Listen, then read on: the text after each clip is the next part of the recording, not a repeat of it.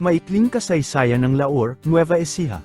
Ang Laur ay dating maliit na baryo ng Bungabon na kilala bilang Baryo San Esteban. Ang Bungabon naman ay dating tinatawag na Santor at itinuturing na unang bayang itinatag sa Nueva Ecija noong 1636. Noong 1916, inilabas ni Governor General Francis Burton Harrison ang Executive Order No. 78 na nagbigay daan sa pagkakatatag ng Laur bilang isang hiwalay na munisipalidad, na naging epektibo noong ika-1 ng Enero taong 1917. Ang pangalang Laur ay ipinangalan kay Doña Lor Ana Tino, asawa ni General Manuel Tino. Kabilang sa mga tumulong sa pagtatatag ng bagong bayan sina Don Pedro Pangilinan, Don Nemesio Peralta, General Manuel Tino, at iba pang mga prominenteng residente at settlers. Ang mga unang nanirahan dito ay pangunahing mga Tagalog at Ilocano, kasama ang ilang Kapampangan mula sa Pampanga at Tarlac.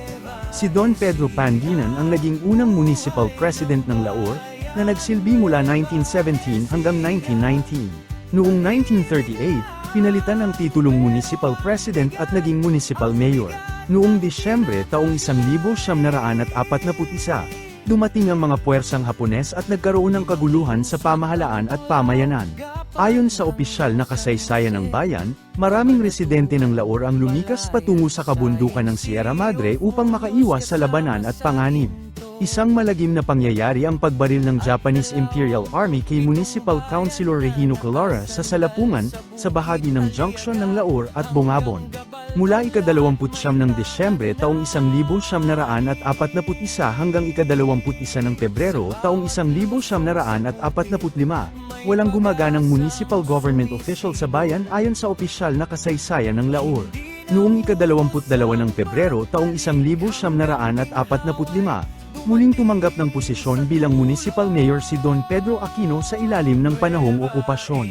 Ngunit kalaunan ay inaresto siya ng mga sundalong Hapones at ikinulong sa municipal hall. Ang mga pangyayaring ito ay bahagi ng malalim na sugat na iniwan ng digmaan sa pamayanan ng Laur. Ang kasaysayan ng Laur ay hindi lamang kasaysayan ng isang lugar.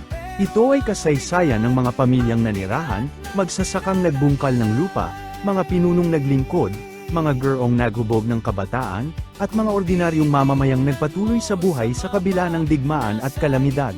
Mula sa dating Baryo San Esteban hanggang sa isang modernong bayan ng Nueva Ecija, ang Laur ay patuloy na humuhubog ng sarili nitong kwento. Isang bayang may ugat sa kasaysayan, matibay sa pagsubok at patuloy na sumusulong tungo sa kinabukasan.